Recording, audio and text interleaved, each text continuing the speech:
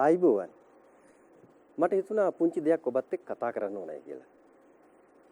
ඔබට ජීවිතයේ අභියෝග මුණ ගැහිලා තියෙනවද? මම එහෙම අහන එක පොඩි අසාධාරණයක්.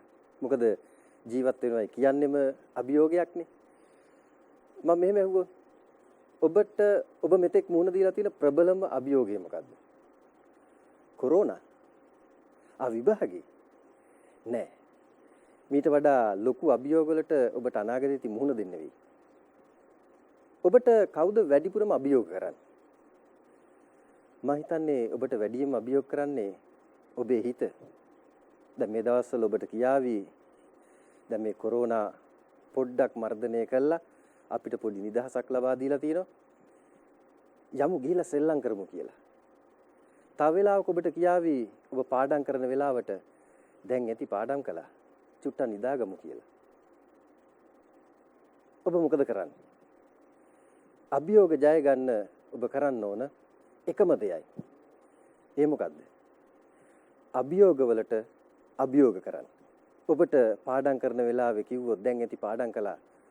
තා පාඩම් කරන්න කල් තියෙනවා දවස් තියෙනවානේ. පොඩ්ඩක් නිදාගන්න කියලා ඔබ කරන්න ඕන එදාට තා විනාඩි 15ක් වැඩිපුර පාඩම් කරන්න. අභියෝගයට අභියෝගයක් වෙන්නේ. එතකොට ඔබට ජය ගන්න පුළුවන්. අපි යමු එහෙනම් පාඩමට. ඔබට මතකයි අපි මේ 6 වෙනි පාඩම මානව දේහ ක්‍රියාවලිය ගැන කතා කරගෙන ඉන්නේ.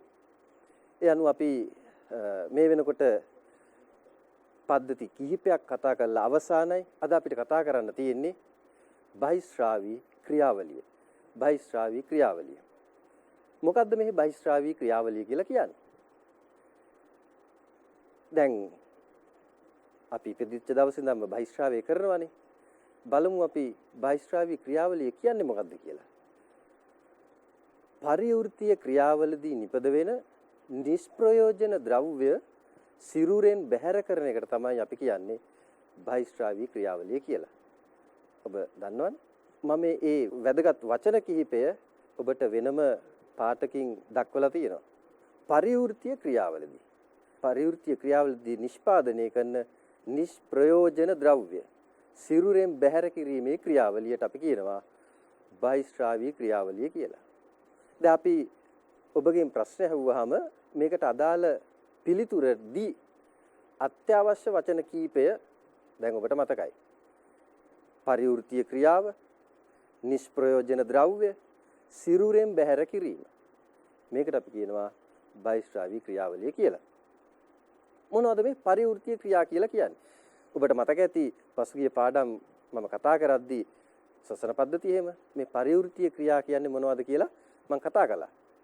ජීවී සෛල තුල සිදුවන සියලුම ජෛව රසායනික ක්‍රියාවලට අපි කියනවා පරිවෘත්තීය ක්‍රියා කියලා.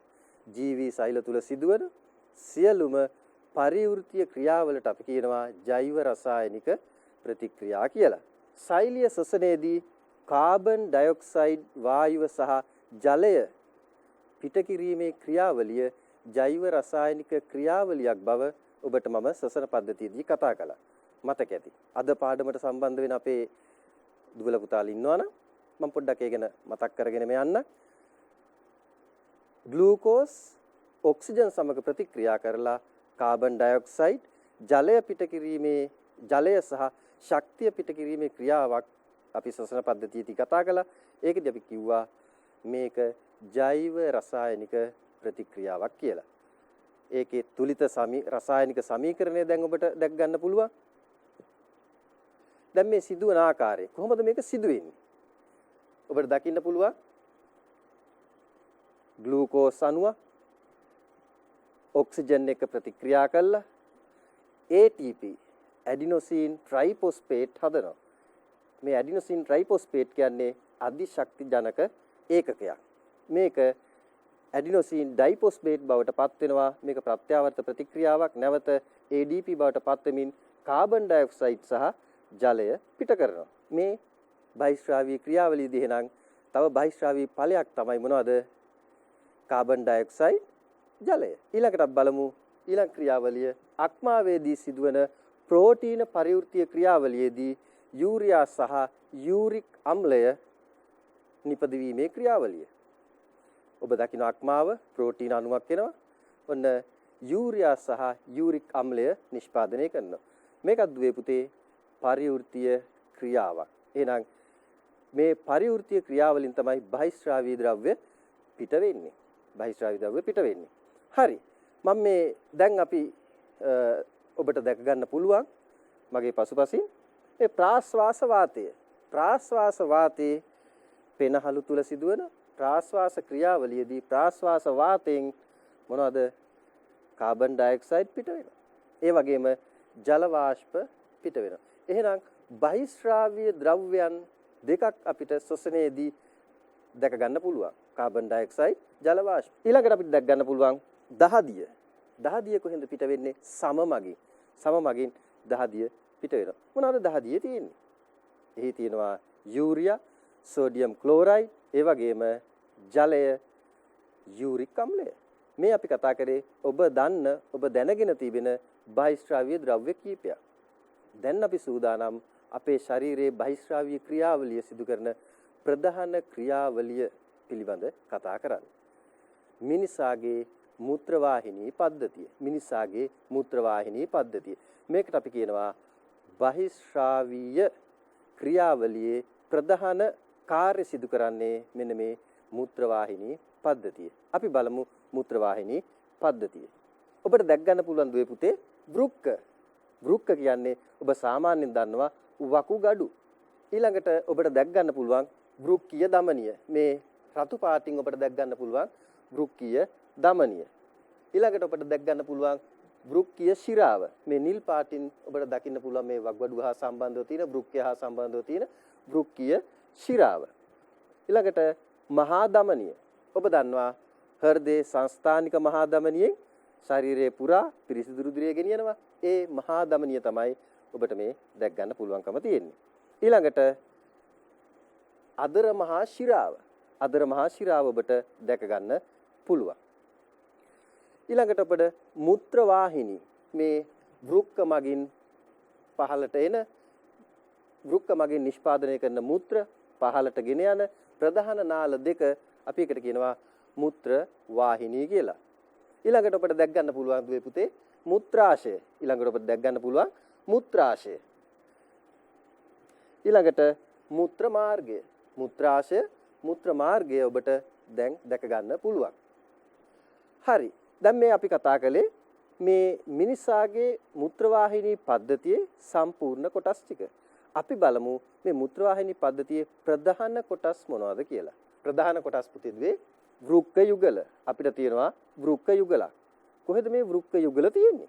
ඔබ සාමාන්‍යයෙන් මේ ඉනෙන් මේ හරියට අත තිබ්බොත් එහෙම ඔබේ අත් දෙකට මේ වෘක්ක යුගල වහ ගන්න පුළුවන්. ඔබේ අත්ල දෙකට මේ වෘක්ක යුගල වහ ගන්න පුළුවන්. ඊතරම් කුඩා අවයව දෙකක් තමයි වෘක්ක.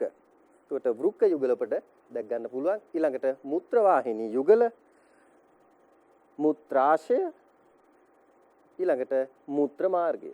මෙන්න මේ ටික තමයි දුවේ පුතේ අපේ මූත්‍ර වාහිනී පද්ධතියේ ප්‍රධාන කොටස්. අපේ මූත්‍ර වාහිනී පද්ධතියේ ප්‍රධාන කොටස් ටික තමයි දැන් මේ ඔබ කතා කළේ. මේ මට මේ කතාවත් එක්ක අමතක වුණා. අපේ යාළුවෙක් කෙනා කිව්වා. පොඩ්ඩක් බලමුද යාළුවා කොහෙන්ද එන්නේ කියලා. ලගි සර් යනකොටම ඔන්න මං ආවා. ඔයාලා දන්නවද මං කවුද කියලා? මගේ නම වෘක්ක. ඔයාලා කියන්නේ වකුගඩු කියලානේ. මෙහෙම හිටියට මම හරි පොඩි යන්නේ. මගේ උස සෙන්ටිමීටර 10ක් 12ක් විතර. එතකොට පළල සෙන්ටිමීටර 5ක් 7ක් විතර. දැන් ඔයාලා දන්නවනේ මගේ තරම. ඔයාගේ අත්ලටත් වැඩිය පොඩි.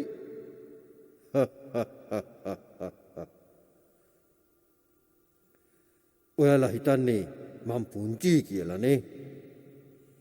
ඒ වුණාට මට මොනවා හරි වුණොත් ඇයි මං එහෙම කියන්නේ? මුත්‍රවාහිනී පද්ධතියේ මූලිකයා තමයි මම. බලමුද මගේ අභ්‍යන්තර දික්කඩක් කොහොමද කියලා?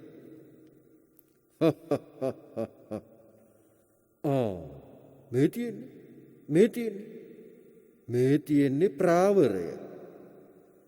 ඒක ඇතුළේ තියෙන්නේ වෘක්ක බාහිකය. මේ තියෙන්නේ මෙන්න තියෙනවා රතු පාටට වෘක්කීය දමනිය. ඒ ළඟම තියෙන්නේ වෘක්කීය ශිරාව. එතකොට මේක මොනවද? වෘක්ක පිරමිඩ කියන්නේ ඒවට තමයි. මේ තියෙන්නේ ශ්‍රෝණිය. මුත්‍ර වාහිනියට එන්නේ ශ්‍රෝණියට එකතු වෙන මුත්‍ර.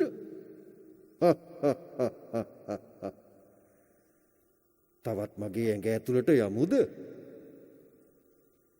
මේ තියෙන්නේ බාහිකය. මෙන්න මජ්ජාව. වෘක්කාණු ලක්ෂ ගානක් තියෙනවා. කැමති දෙයක් බලන්න. හැබැයි බලන ගමන් නම් කරමු.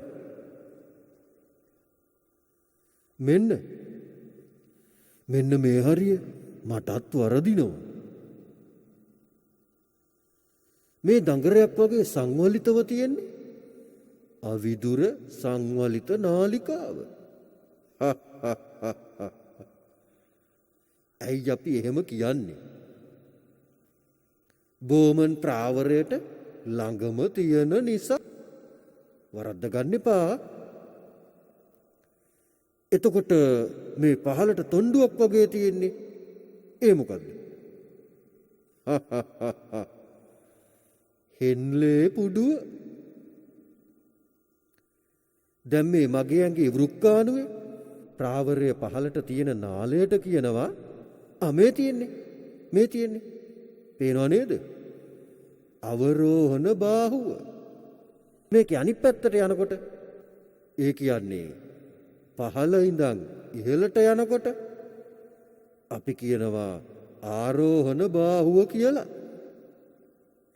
දැන් මේ විදුර සංවලිත නාලිකාව කියන්නේ මොකක්ද? ඒ කියන්නේ ප්‍රාවරයට ඈතින් තියෙන දඟර ගැසුණු කොටසට.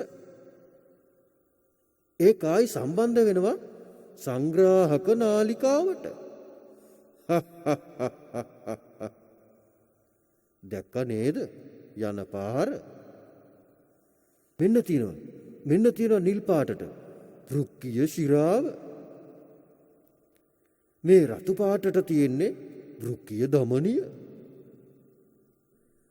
ඔන්න ඉතින් ප්‍රාවරය ඇතුළට යන රුධිර නාලිකාවට කියන්නේ අභිවාහී දමනිකාව කියලා. මතකයි නේද? අභිවාහී දමනිකාව. එතකොට මේ ප්‍රාවරයෙන් ඉවතට යන්නේ මේ මෙතන තියෙන්නේ අපවාහී දමනිකාව. ඒ මැද ඇතුලේ තමයි ගුච්චිකාව තියෙන්නේ. මතකයිනේ? ගුච්චිකාව. මේ කේශ නාලිකා. දැන් නම් මටත් හරිම මහන්සි. බහිශ්‍රාවී ක්‍රියාවලිය සිදු වෙන්නද කොහෙද? දැම්ම යන්න ඕන මං. බෑ. තව පොඩ්ඩක්වත් ඉන්න බෑ. මේන් යනවා. අපේ යාළුවා ගියාද? ඔබට හොඳ පාඩමක් කියා දෙන්නේ නැති නේද? මේ තියෙන්නේ පාඩම. අපි එහෙනම් එතින් ඉඳන් ඉදිරියට කරගෙන යමු. අපි මෙතෙක් බයිශ්‍රාවීය ක්‍රියාවලිය සිදු කරද්දුවේ පුතේ අපි දැනගෙන හිටියේ නෑනේ මුත්‍ර නිෂ්පාදන ක්‍රියාවලිය කොහොමද කියලා. එහෙනම් අපි අද දැනගමු මුත්‍ර නිෂ්පාදනය කිරීමේ ක්‍රියාවලිය කොහොමද සිද්ධ වෙන්නේ කියලා. අපේ අධ්‍යයනයේ පහසුවට අපිට ඉගෙන ගන්න පහසුවට මේක කොටස් 3කට බෙදලා අපි ඉගෙන ගන්නවා. නමුත් මේකම ක්‍රියාවලිය. අපි බලමු. අති පරිශ්‍රාවණය. පළමු ක්‍රියාවලිය දුවේ පුතේ අති පරිශ්‍රාවණය. දෙවෙනි ක්‍රියාවලියක් බලමු වරණීය ප්‍රතිශෝෂණය. තෙවනුවට අපි අධ්‍යයනය කරනවා ශ්‍රාවය පිළිබඳව. හරි. අපි බලමු මොකද්ද මේ අති පරිශ්‍රාවණය කියන්නේ කියලා. අපි බලමු අති පරිශ්‍රාවණය කියන්නේ මොකක්ද කියලා. මේ ව්‍යුහයන් දෙක දැන් ඔබ අඳුරනවා. අපි බලමු දුවේ පුතේ මේ රුධිර නාල ගුලියක් තියෙන්නේ මොකක්ද කියලා. මේකට අපි කියනවා ගුච්චිකාව කියලා. ඔබ බලන්න මේ ගුච්චිකාවේ මේ ගුච්චිකාව තුලට එන දමනිකාවට අපි කියනවා අභිවාහී දමනිකාව කියලා. ගුච්චිකාව තුලට එන නාලයට අපි කියනවා අභිවාහී දමනිකාව කියලා. බලන්න දුවේ පුතේ අභිවාහී දමනිකාවේ විස්කම්භය. එතකොට මේ ගුච්චිකා පෙරණෙන් ඉවතට යන නාලිකාවට අපි කියනවා අපවාහී දමනිකාව කියලා. අපවාහී දමනිකාව කියලා. බලන්න දුවේ පුතේ ඒ විස්කම්භය මේ විස්කම්භ දෙකේ වෙනස අපිට මේ ක්‍රියාවලියට ඊටාම වටිනවා. මොකද්ද මේ ක්‍රියාවලිය එහෙනම්? දුවේ පුතේ මේ ඔබ හිතුවද ඇයි මේ අභිවාහී දමනිකාව මෙහෙම කුඩා නාලිකා කේශ නාලිකා වලට බෙදිලා තියෙන්නේ ඇයි කියලා? ඇයි ඒ වෙලා තියෙන්නේ? දුවේ පුතේ මේ රුධිර කේශ නාලිකාවේ තියෙන ශ්‍රාවයන් අපේ බ්‍රෝමන් ප්‍රාවරය තුලට ඇදලා ගන්නවා. එහෙනම් ඒ සඳහා අපිට වැදගත් වෙනවා මෙහි වර්ගඵලය වැඩි කරගන්න. වර්ගඵලය වැඩි කරගන්නකොට මේ ශ්‍රාවය කිරීමේ ක්‍රියාවලිය වේගවත් වෙනවා. එතකොට ඒ වගේම මේ අභිවාහී දමනිකාව සහ අපවාහී දමනිකාව වෙනස්. අභිවාහී දමනිකාවේ විස්කම්භය වැඩි, අපවාහී දමනිකාවේ විස්කම්භය අඩුයි. ඒ කියන්නේ දුවේ පුතේ මේ නාලය තුල යම් පීඩනයක් හට ගන්නවා. දැන් ඔබ බලන්න ඔබේ ගෙදර ජල කරාමයට කොහොමද ජලය එන්නේ කියලා නේද? ටැංකියේ ඉඳන් අඟලක විතර විස්කම්භයක් සහිත නාලයකින් ඔබේ කරාමයට ජලය එනකොට ඒක අඟල් භාගයකට අඩු වෙනවා. ඇයි එහෙම වෙන්නේ? ඇයි එහෙම කරලා තියෙන්නේ? එහෙම කරලා තියෙන දුවේ පුතේ මේ ජලයේ පීඩනය වැඩි කරගන්න. එහෙනම් මේ ක්‍රියාවලියේදී සිද්ධ වෙන්නේ මේ ගුච්චිකාව තුල පීඩනය වැඩි කරගන්න අභිවාහී දමනිකාවේ විස්කම්භය වැඩි කරලා තියෙනවා. ඒ වගේම අපවාහී දමනිකාවේ විස්කම්භය අඩු කරලා තියෙනවා. එහෙනම් මේ රුධිරේ එන දේවල් වලින් මොනවද මෙයා පෙරලා වෙන් කරගන්නේ? බලමු අපි. දැන් ඔබට දකින්න පුළුවන් අභිවාහී දමනිකාව, අපවාහී දමනිකාව. ඔන්න දුල පුතාලට දැක් ගන්න පුළුවන් මොනවද මේ අතිපරිශ්‍රාවන ක්‍රියාවලියේදී ගුච්චිකා පෙරණය. මේකට අපි කිව්වා දුවේ පුතේ ගුච්චිකාව කියලා. එහෙනම් ගුච්චිකාවෙන් පෙරණ දේවල් වලට අපි කියනවා ගුච්චිකා පෙරණය කියලා. එතකොට මේ ගුච්චිකා පෙරණේ තියෙන දේවල් ඔබට දැන් දැක ගන්න පුළුවන්. මොනවද තියෙන්නේ? බලමු. ජලය, ග්ලූකෝස්, අයන වර්ග, යූරියා. ඊළඟට දුවේ පුතේ තව තියෙනවා මොනවද? ඇමයිනෝ අම්ල, හෝමෝන, ඊළඟට විටමින් සහ ඖෂධ. මෙන්න මේ ද්‍රව්‍ය ටිකට අපි කියනවා ගුච්චිකා පෙරණය කියලා. ඇයි දුවේ පුතේ ගුච්චිකා පෙරණය කියලා අපි කිව්වේ? මෙන්න මේ ගුච්චිකාවෙන් බෝමන් ප්‍රාවරයට පෙරලා එන ද්‍රව්‍යයන් ටිකට අපි කිව්වා ගුච්චිකා පෙරණය කියලා. මතක තියාගන්න ඔබේ විභාගයට ඔය සම්බන්ධයෙන් සමහර ගැටලු අහන්න ඉඩ තියෙනවා. හරි. එතකොට දැන් ඔබ හිතන්න ඕන දැන් මීට පෙර පාඩමේදී ඔබ රුධිරය පිළිබඳ ඉගෙනගෙන තියෙනවානේ. දැන් රුධිරයෙන් එන්නේ මෙච්චරද? රුධිරේ තාම මොනවද තියෙන්නේ? ඔබට පොඩි ගැටලුවක් ආවද? ගැටලුවක් ආවනම් ඔබ පසුගිය පාඩම හොඳින් ඉගෙනගෙන තියෙනවා කියලා අපිට විශ්වාස කරන්න පුළුවන්. අපි මේ සියලු දෙනාගේම ප්‍රයත්නය සාර්ථකයි කියලා. දුවේ පුතේ දැන් මේ රුධිරයේ තිබෙනවා දේහාණු. රුධිරයේ තියෙනවා මොනවද? දේහාණු.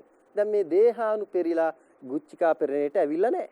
දේහාණු ගුච්චිකා පෙරණයට ඇවිල්ලා නැහැ. එහෙනම් මේ රුධිරයේ තියෙන ගුච්චිකා පෙරණයට පෙරෙන්නේ නැති සංඝටකත් රුධිරයේ තියෙනවා. දුවේ පුතේ මේකේ අපිච්ඡද සෛල තියෙනවා, අපිචර්ම සෛල තියෙනවා. මේ සෛල වලින් පෙරෙන්න පුළුවන් මේ සෛල බිත්ති හරහා පෙරෙන්න පුළුවන් ද්‍රව්‍යවලට විතරයි මේ බ්‍රෝමන් ප්‍රාවරයෙන් ඇතුළට එන්න පුළුවන්. ඒක නිසා ඊට වඩා විශාල අණු වලට දුවේ පුතේ මේ බ්‍රෝමන් ප්‍රාවරය වෙත එන්න බෑ. ඒ කියන්නේ ගුච්චිකා පෙරණේ ලෙස එන්න බෑ. එහෙනම් ඒවා මොනවද? අපි කියනවා ප්ලාස්ම ප්‍රෝටීන. ප්ලාස්ම ප්‍රෝටීන වලට පෙරෙන්න විදිහක් නැහැ. එතකොට දේහ සෛල එහෙම නැත්නම් දේහාණු මොනවද දේහාණු? රතු රුධිරාණු, සුදු රුධිරාණු සහ රුධිර පට්ටිකා.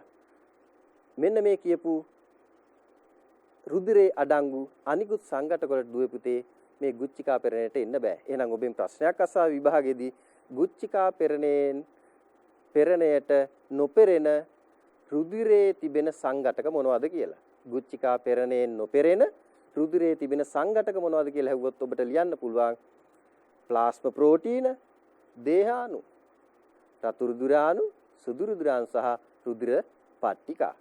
හොඳයි. අපි එහෙනම් බලමු ඊළඟ ක්‍රියාවලිය මොකක්ද කියලා. වරණීය ප්‍රතිශෝෂණය. වරණීය ප්‍රතිශෝෂණය. දැන් මේ නමේම තියෙන දේ බලන්න පුතේ. වර්ණය. දැන් ඔබේ විභාගෙදිත් අහනවා නේද? ඔබේ විභාගේ ප්‍රශ්න පත්‍රයේ තියෙනවා නිවැරදි වර්ණය තෝරන්න කියලා. ඒ කියන්නේ නිවැරදි කෙනාව තෝරගන්න කියලා. එහෙනම් මේ වරණීය ප්‍රතිශෝෂණය. ඒ කියන්නේ පුතේ අවශෝෂණය කරන එක ආපසු අවශෝෂණය කරනවා. ප්‍රතිශෝෂණය කරනවා. එහෙනම් තෝරාගත්ත දේවල් ආපසු අවශෝෂණය කර ගැනීමට අපි කියනවා වරණීය ප්‍රතිශෝෂණය කියලා. මේ වරණීය ප්‍රතිශෝෂණය කොහොමද සිද්ධ වෙන්නේ කියලා පුංචි ක්‍රියාකාරකමකින්ම බලමු අපි. ඔබ බලන්න හොඳට. නේද? ගුච්චිකා පෙරණය මේ අවිදුර සංවලිත නාලිකාව, විදුර සංවලිත නාලිකාව හෙන්ලේ පුඩුව හරහා ගමන් කරනවා. දැන් බලන්න මේකෙදි. මම මේ ඔබට ටිකක් දික් කරලා ඒක පෙන්눔 කරලා තියෙන්නේ හොඳට දැක් ගන්න.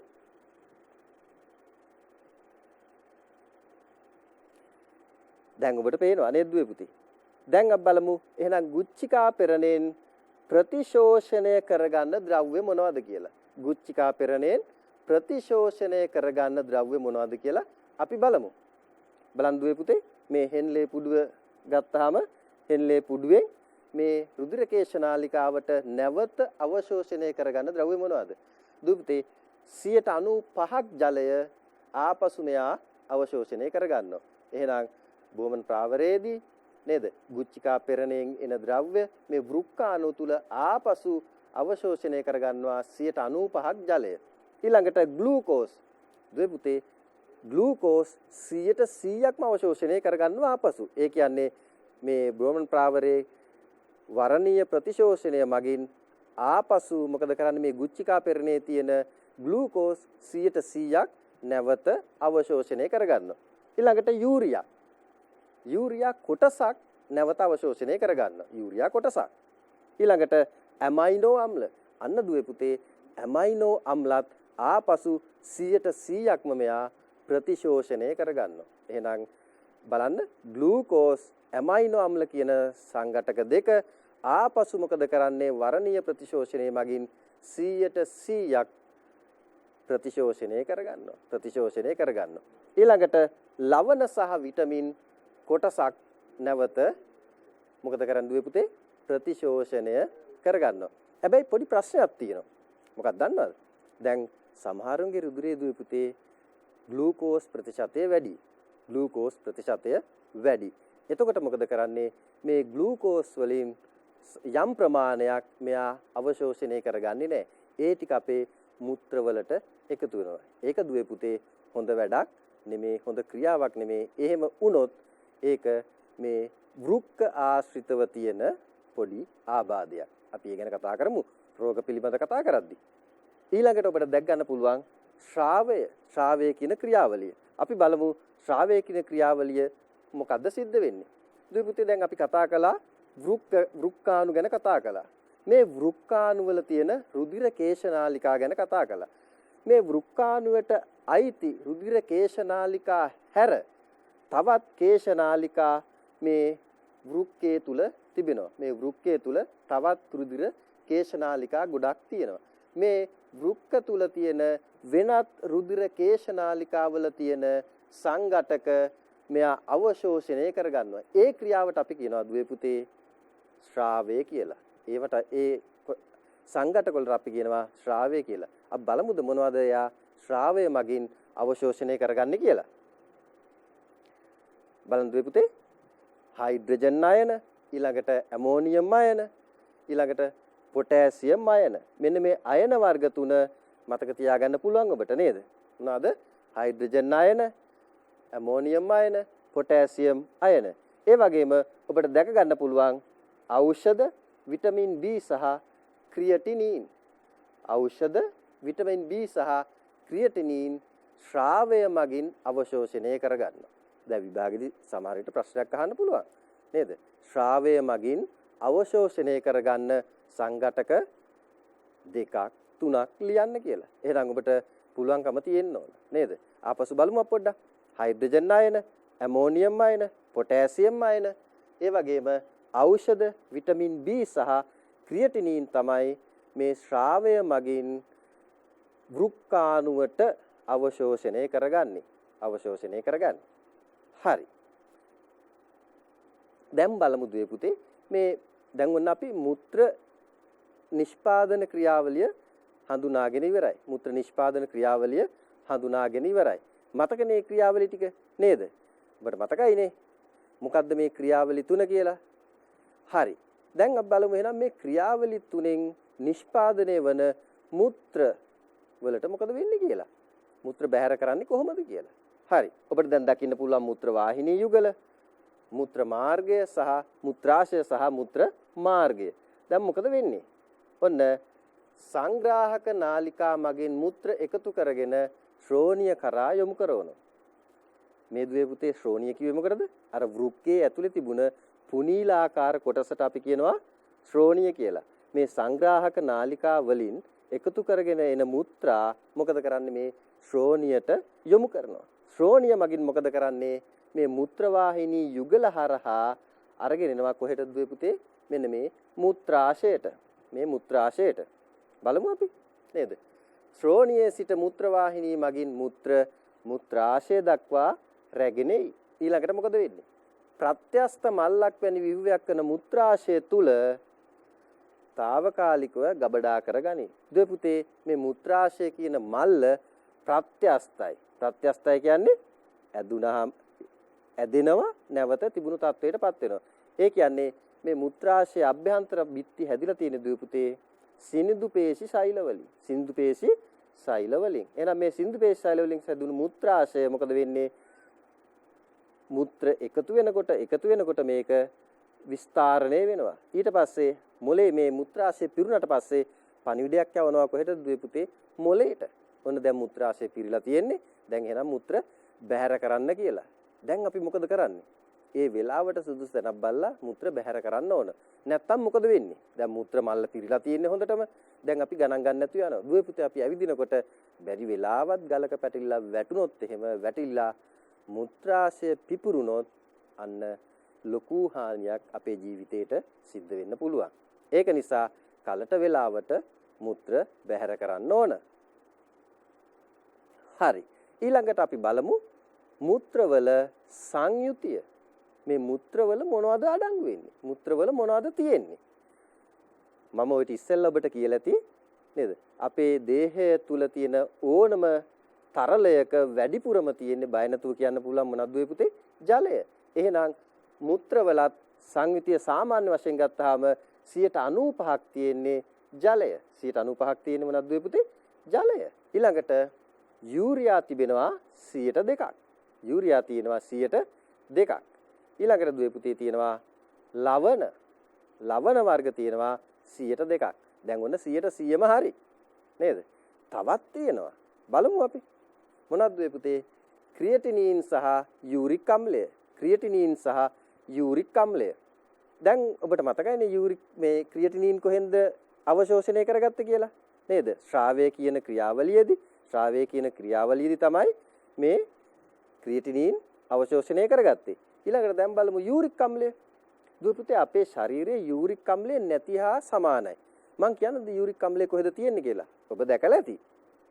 දුවේ පුතේ කුරුල්ලන්ගේ වසුරු වල ඔබ දැකලා තියෙනවා. අපි සරලව කිව්වොත් එහෙම කුරුළු බෙට්ටක් නේද? මේ කුරුළු වසුරු වල තද අලු පාට පොඩි ද්‍රාවණයක් ඔබ දැක ඇති. ඒව තමයි දුවේ පුතේ යූරික් අම්ලය. මොකද දන්නවද? කුරුල්ලට හැමතිස්සෙම අපිට වගේ වතුර බොන්න බෑනේ, ජලය පානය කරන්න බෑනේ. එහෙනම් එයා මොකද කරන්නේ? තියෙන ජලය සම්පූර්ණයෙන් එයාගේ ශරීරයට අවශෝෂණය කරගන්නවා. මේ අවශෝෂණය කරගත්තාම යූරික් අම්ලය බවට පත් වෙනවා. ඒකනේ කුරුළු වතුර ටිකක් අපේ සමට වැටුනොත් එහෙම පොඩ්ඩක් කසනවා නේද? හරි. ඔබ එහෙනම් දැකලා ඇති යූරික් අම්ලේ දැකලා නැත්නම් ඔන්න පොඩ්ඩක් බලන්න මේ දවස්වල ගෙදරට වෙලා අනින්නේ නේද? හොඳයි. දැන් එහෙනම් දුවේ පුතේ අපි බලමු මෙතෙක් ඉගෙන ගත්ත පාඩම් කොටස මොන වගේද කියලා. මේ බහිශ්‍රාවීය ක්‍රියාවලිය මොන වගේද කියලා අපි මුල ඉඳන් පොඩ්ඩක් මතක් කරගමු. පරිවෘත්තීය ක්‍රියාවලිය ගැන අපි කතා කරා. පරිවෘත්තීය ක්‍රියාවලිය ගැන කතා කරා නේද? ඔබ දැන් දකිනවා මේ රූපේ ජෛව රසායනික ප්‍රතික්‍රියා සම්බන්ධයෙන් ගත්තාම පරිවෘත්තීය ක්‍රියාවක් කියන්නේ මොකද්ද? ඒ සිදු වෙන්නේ කොහොමද? ඔන්න පරිවෘත්තීය ක්‍රියා පිළිබඳ අපි කතා කළා. ඊළඟට බලමු බහිශ්‍රාවී ද්‍රව්‍ය. දැන් දුවේ පුතේ බහිශ්‍රාවී ද්‍රව්‍ය ඔබ හොඳට අඳුරනවා. බලමු මොනවාද බහිශ්‍රාවී ද්‍රව්‍ය? අපි දන්නවා කාබන් ඩයොක්සයිඩ්, ජල වාෂ්ප. දැන් හැබැයි මෙහෙම පිළිතුරු ලිව්වට දුවේ පුතේ අපිට ලකුණු හම්බෙන්නේ නැහැ. ඇයි? සාමාන්‍ය පරිසරයේ තියෙනවා ජල වාෂ්ප, සාමාන්‍ය වායුගෝලයේ තියෙනවා කාබන් ඩයොක්සයිඩ්. එහෙනම් අපි කොහොමද මේක ලියන්න ඕන? අපි ලියන්න ඕන ප්‍රාශ්වාස වාතයෙන් පිටවෙන කාබන් ඩයොක්සයිඩ්, ප්‍රාශ්වාස වාතයෙන් පිටවෙන ජල වාෂ්ප කියලා පිළිතුරට ලිව්වොත් ඔන්න බහිශ්‍රාවීය ද්‍රව්‍යයක් ලෙස නිවැරදි පිළිතුරක් ලෙස අපිට ඔබට ලකුණක් දෙන්න පුළුවන්. ඊළඟට දහදිය මගින් යූරියා, සෝඩියම් ක්ලෝරයිඩ්, ජලය සහ යූරික් අම්ලය. ඒ වගේම දැන් ඔබ අලුතෙන් අපි ඉගෙන ගත්තා මොකද්ද? අලුතෙන් ඉගෙන ගත්තේ යූරියා. මුත්‍ර වාහිනී පද්ධතිය මගින් මුත්‍ර නිෂ්පාදන ක්‍රියාවලිය මගින් ඔන්න යූරියා නිෂ්පාදනය කළා. දැන් දුවේ පුතේ ඔබට ප්‍රශ්නයක් ඇති. මම දන්නේ මේ ප්‍රශ්නේ මොකද්ද කියලා. මම කියන්නද මේ ප්‍රශ්නේ මොකද්ද කියලා? අපි මේ මල ද්‍රව්‍ය එතකොට බහිශ්‍රාවී ද්‍රව්‍යයක් නෙමේද? දුව පුතා මොකද කියන්නේ? ඔබ කියන්න බලන්න. ඒක බහිශ්‍රාවී ද්‍රව්‍යයක් නෙමේද? හරියට හරි නේද? ඒක බහිශ්‍රාවී ද්‍රව්‍යයක් නෙමේ. ඔබ හරි. කොහොමද ඔබ එහෙම කිව්වේ?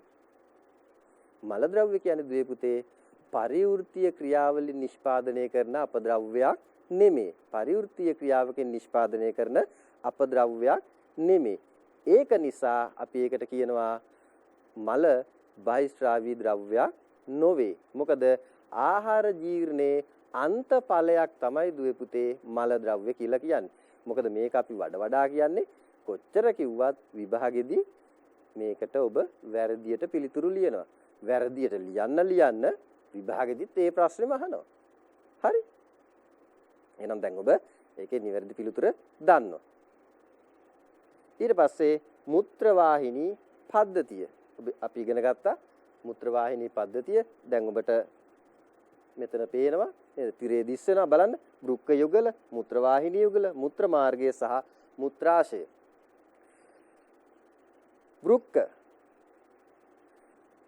වෘක්කවල කොටස් ඔබ නම් කරන්න පුළුවන් ඇතිද?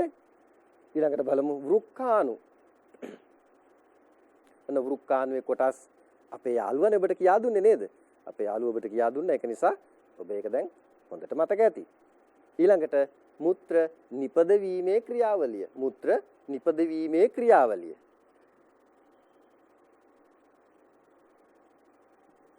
අපි කොටස් තුනකින් දුවේ පුතේ ඉගෙන ගත්තේ. අතිපරිශ්‍රාවණය, වරණීය ප්‍රතිශෝෂණය, ශ්‍රාවය. අතිපරිශ්‍රාවණය නේද? වරණීය ප්‍රතිශෝෂණය, ශ්‍රාවය. මෙන්න ක්‍රියාවලි තුنين අපි ඉගෙන ගත්තා මුත්‍ර නිෂ්පාදන ක්‍රියාව. ඊට පස්සේ වරණීය ප්‍රතිශෝෂණය, දැන් බලමු ශ්‍රාවය.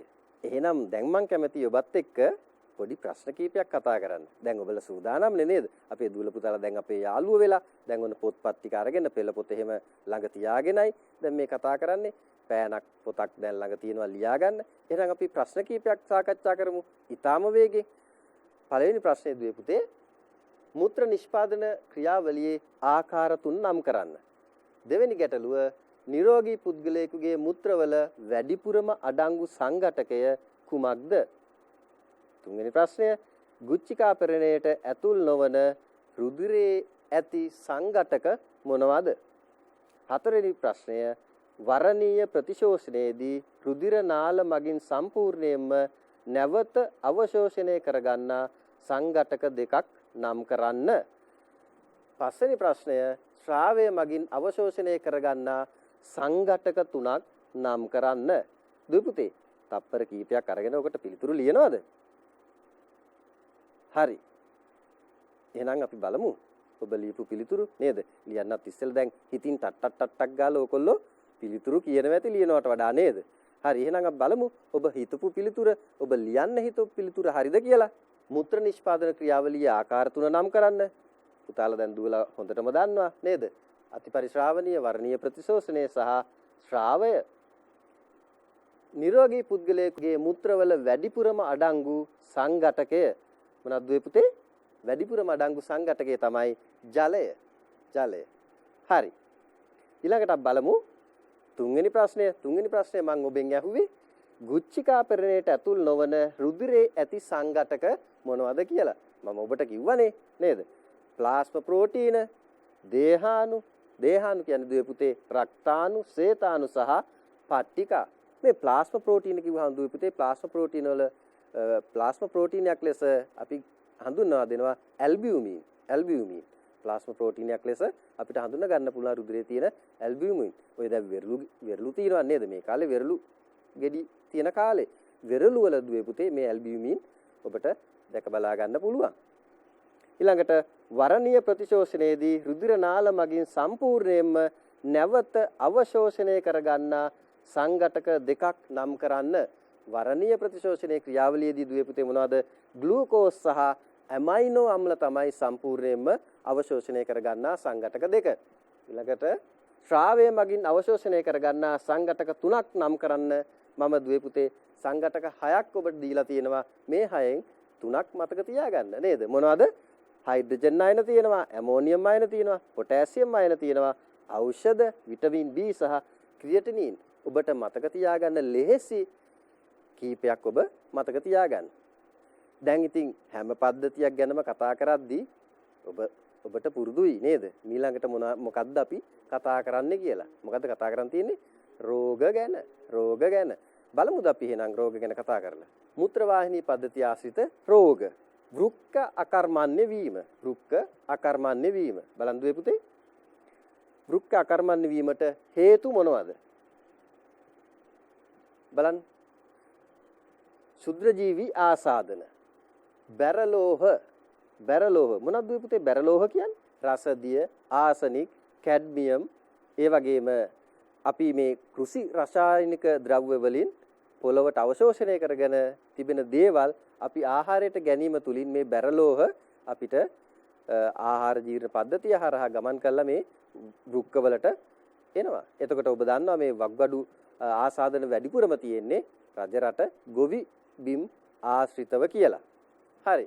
ඊළඟට විවිධ ඖෂධ අපි වෛද්‍යවරයෙක්ගේ අනුදැනුමෙන් තොරව ඖෂධ භාවිතා කිරීමෙන් අපිට මේ වග්ගඩු රෝගයක් ලබා ගන්න පුළුවන්. ඒක නිසා අපි හිතුමතේ ඖෂධ පාවිච්චි කරන්න යන්න හොඳ නැහැ. ඊළඟට පුතේ කාබන් ටෙට්‍රාක්ලෝරයිඩ්. කාබන් ටෙට්‍රාක්ලෝරයිඩ්. මොනවද පුතේ රෝග ලක්ෂණ? මේ ඔබට දැක් ගන්න පුළුවන්. එහෙම පටක ඉදිවීමට ලක් වුණු වෘක්කයක් රුධිර පීඩනය ඉහළ යාම පටක ඉදිවීම. දුවේ පුතේ මේ මුල් අවස්ථාවේදීම මේ ක්‍රියාවලිය මේ රෝගය හඳුනාගෙන නිවැරදි ප්‍රතිකාර නොකළොත් එහෙම අපිට සිද්ධ වෙනවා වකුගඩුව අයින් කරන්න. එහෙම නැත්නම් මේ වෘක්ක අයින් කරන්න. එක වෘක්කයක් සාමාන්‍යයෙන් ආසාදනයට ලක් වුණොත් දුවේ පුතේ අපිට පුළුවන් රුධිර කාන්දුකරණය මගින් වෙනම කෘත්‍රිම වෘක්කයක් යොදාගෙන රුධිරය පිරිසිදු කළා රුධිරය ලබා දෙන්න. හැබැයි වෘක්ක දෙකම අකර්මණ්‍ය වුණොත් අපිට සිද්ධ වෙනවා වෘක්ක බද්ධයකට ගමන් කරන්න. ඒක නිසා අපේ මේ කුඩා වුණත් පුංචි වුණත් මේ වෘක්ක එහෙම නැත්නම් වග්ගඩු පරිස්සම් කරගන්න ඕන. අපි බලමු මුත්‍රවල සහ මුත්‍රාශයේ ගල් සෑදීම. මුත්‍රවල සහ මුත්‍රාශයේ ගල් සෑදීම. ඇතිවීමට හේතු මොනවද දුවේ පුතේ? ක්ෂණික ආහාර වල තියෙන සංඝටක වලින් නේද? ඔබ දන්නවානේ අපි ආහාර ගන්න ගියාම ක්ෂණික ආහාර ගන්න ගියාම මේකට දානවා කෝකියා නේද? ಜಾති ගොඩාක්. කුප්පි ඩප්පි ගොඩාක් තියාගෙන මේ හැම එකෙම දාගෙන යනවා මේ ක්ෂණික ආහාර නිර්මාණය කිරීමේදී. ඉතින් මේවා තියෙන රසායනික ද්‍රව්‍ය ගොඩක් අපේ ශරීරයට බලපානවා. ඒක නිසා මේ ක්ෂණික ආහාරවල තියෙන සමහර සංඝටක අපිට අපේ ශරීරයට අහිත කරයි. මුත්‍ර පහ කිරීමේ අවශ්‍යතාවය කල් දැමීම. දුවේ පුතේ මුත්‍ර බැහැර කිරීමේ ක්‍රියාවලිය කල් දැමීම තුලින් මුත්‍රාශයේ ගල් සෑදීමට ඉඩ තිබෙනවා. මේ මුත්‍රාශයේ ගල් කියන්නේ දුවේ පුතේ කැල්සියම් ඔක්සලේට්. කැල්සියම් ඔක්සලේට් කියන ස්පටික තමයි මේ මුත්‍ර ගල් කියලා අපි හඳුන්වන්නේ. දිනපතා ප්‍රමාණවත් පරිදි ජලය පානය නොකිරීමත් දුවේ පුතේ මේ මුත්‍රාශයේ ගල් සෑදීමට හේතුවක් වෙනවා. අපි හැමදාම මතක් කරනවානේ නේද? සාමාන්‍යයෙන් දිනකට ලීටර 5ක්වත් ජලය අවම වශයෙන් පානය කරන්න ඕන. මතක තියාගන්න.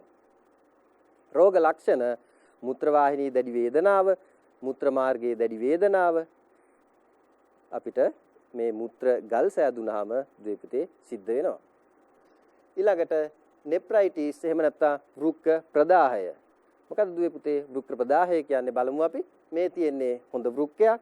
මේ ඔබට දකින්න ලැබෙන්නේ හොඳ වෘක්කයක්. ඒ වගේම මේ තියෙන්නේ ආසාදනයට ලක් වුණු වෘක්කයක්. ඒක නිසා මේ දෙකම ඔබට මේ අවස්ථාවේදී දැක ගන්න පුළුවන්. අපි බලමු මොනවාද ඇතිවීමට හේතු? විෂ වර්ග නිසා, මුත්‍ර වාහිනියේ ආසාදන, ශරීරය තුල ඇතිවන වෙනස්කම් මේ වෘක්ක ප්‍රදාහයට හේතු වෙනවා. ඊළඟට අපි බලමු රෝග ලක්ෂණ මොනවද කියලා දුවේ පුතේ. රෝග ලක්ෂණ ගත්තාම මුත්‍ර නිෂ්පාදනය අඩුවීම, ගුච්චිකාවට හානි පැමිණීමෙන් රක්තාණු කාන්දු වීම. අන්න දුවේ පුතේ අපි කිව්වා රුධිරයේ තිබෙන රක්තාණු එහෙම නැත්නම් දේහාණු ගුච්චිකාපරණයට එකතු වෙන්නේ නැහැ කියලා. හැබැයි මේ ආසාදනය නිසා රක්තාණු කාන්දු වෙන්න පුළුවන් ගුච්චිකාපරණයට. එතකොට මොකද වෙන්නේ දුවේ පුතේ? මේ මුත්‍ර මගින් මේ රක්තාණු පිට වෙනවා. ඒ කියන්නේ ලේ පිට වෙනවා. ඒ කියන්නේ මුත්‍රා එක්ක අත්‍යවශ්‍ය ප්‍රෝටීන හිඟවීම, රුධිර කැටි ඇතිවීම. ඊළඟට හදිසි ආඝාත තත්වයන් ඇති වෙන්න පුළුවන්. එහෙනම් දුවේ පුතේ අපි වේගෙන් කතා කරගෙන යමු නේද? මොකද මේ ඔබේ පෙළ පොතේ තියෙන කාරණා නිසා මුත්‍ර වාහිනී පද්ධතිය ආශ්‍රිත රෝග වලින් අපි කොහොමද මිදෙන්නේ? එහෙනම් අපේ හොඳ පුරුදු මොනවද කියලා අපි මේ කතා කරන්නේ. බලන්න දුවේ පුතේ ප්‍රමාණවත් පරිදි පිරිසිදු ජලය පානය කිරීම. මේ දවස්වල නම් ගෙදරට වෙලා පිරිසිදුව ජලය පානය කරනවා ඇති කියලා මම හිතනවා. ඊළඟට බලමු කෘෂි රසායන භාවිතය අවම කිරීම. නේද දුවේ පුතේ? ඔයගොල්ලන්ගේ තාත්තලටත් නේද? ඔය ගොවි කටයුතු කරන දෙමාපියන්ට එහෙම කියන්න ඕන අපේ පොළොවට තවත් කෘෂි රසායනික ද්‍රව්‍ය දාන්න එපා කියලා. නේද? දැන් දැම්මා හොඳටම ඇති. ඒ වගේම තමයි දුවේ පුතේ බලන්නකො අපිට පිරිසිදු හොඳ පළතුරක් ආහාරයට ගන්න විදිහක් නැහැ නේද? ඒවා කරන අපේ වැඩිහිටියන් දැනගන්න ඕන මේවා ආහාර පද්ධතියට සහ මේ සියලුම ශාරීරික ඉන්ද්‍රියන්ට අහිතකරයි කියලා. විශේෂයෙන් වෘක්කවලට. ඊළඟට දුවේ පුතේ වෛද්‍ය උපදෙස් මත පමණක් ඖෂධ භාවිතා කිරීම. ඊළඟට ඔබට දකින්න පුළුවන් කුමන හෝ වර්ගයේ මත්ද්‍රව්‍ය භාවිතා නොකිරීම. ඉතින් මේ මුත්‍ර වාහිනී පද්ධතිය ඊටාම සෞඛ්‍ය සම්පන්නව තියාගන්න පුළුවන් කාරණා තමයි දුවේ පුතේ මේ අපි කතා කරේ. එහෙනම් අපි දැන් කතා කරා පද්ධති කිහිපයක් නේද? පද්ධති කිහිපයක් ගැන කතා කරා. දුවේ පුතේ අපි මේ වෙනම මේවා කතා කරාට මේ සෑම පද්ධතියක්ම ඕනෑම පද්ධතියකට යම් හානියක් සිද්ධ වුණොත් මේ සියලුම පද්ධති මොකද වෙන්නේ දුවේ පුතේ? හානියට ලක් වෙනවා. අපි මේ වෙනම මානව දේහ ක්‍රියාවලිය ඉගෙන ගත්තට දුවේ පුතේ මේ සේරම අපේ ශරීරය ඇතුලේ තියෙන කොටස් මේ එක කොටසකට හෝ යම්කිසි හානියක් සිද්ධ වුණොත් මොකද වෙන්නේ? අපේ ශරීරයේ අපේ එදිනෙදා කටයුතු බිඳ වැටෙනවා නේද? හරියට මෝටර රථයක බලන්නකො බැටරියට මොකක් හරි වුණොත් මොකද වෙන්නේ? එය පණ ගැන්වීම නැති වෙනවා. ඒ වගේම වෙන අපි හිතමු රේඩියේටරේ එහෙම නැත්නම් සිසිලන පද්ධතියේ ජලය නැතුනොත් මොකද දුවේ පුතේ වෙන්නේ? ඒත් වාහනය මග හිටිනවා. එහෙනම් මේ පද්ධතිවල ඕනම දෙයකට මොකක් හරි සිද්ධ වුණොත් අපේ ශරීරයේ බිඳ වැටෙන්න පුළුවන්. එහෙනම් දුවේ පුතේ අපි අද කතා කළා බහිශ්‍රාවී පද්ධතිය පිළිබඳව බහිශ්‍රාවය ගැන කතා කළා. එහෙනම් අවසානයේ අපි කතා කළා මේ බහිශ්‍රාවී පද්ධතිය හොඳින් තියාගන්නේ කොහොමද කියලා. මතකයිනේ? අද අපේ යාළුවෙකුත් සහභාගී වුණා. ඔබ හොඳින් පාඩම ශ්‍රවණය කරන්න ඇති, හොඳට ඉගෙන ගන්න ඇති. අපි සියලු දෙනාගේම ප්‍රාර්ථනය අනාගතේ මේ පාඩම් ආශ්‍රිතව ඔබ ඉගෙනගත්තු දේ ඔබේ විභාගයට යම් දායකත්වයක් ලැබෙයි කියලා. එහෙනම් දුවේ පුතේ අපි ආයි පාඩමකින් මුණ ගැහෙමු. එහෙනම් ගිහින් එන්න. ආයිබෝවන්